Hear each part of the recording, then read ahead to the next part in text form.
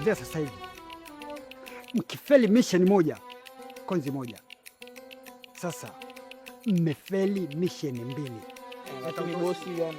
Hakuna cha lakini, leta utosi hapa.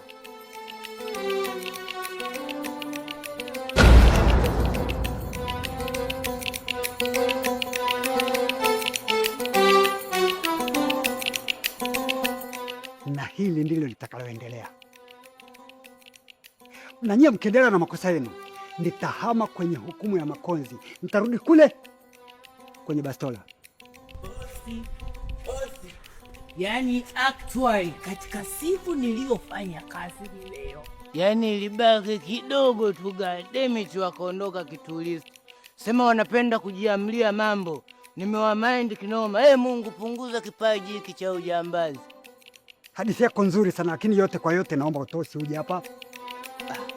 Lakini bosi ni huyo 45 na nani tumbo huyo. Tafuta hela na wewe uitwe bosi. Mimi nasemaje? Leta utosi hapa. Mama nakufa. Lakini bosi mimi na mshono. Bila mshono.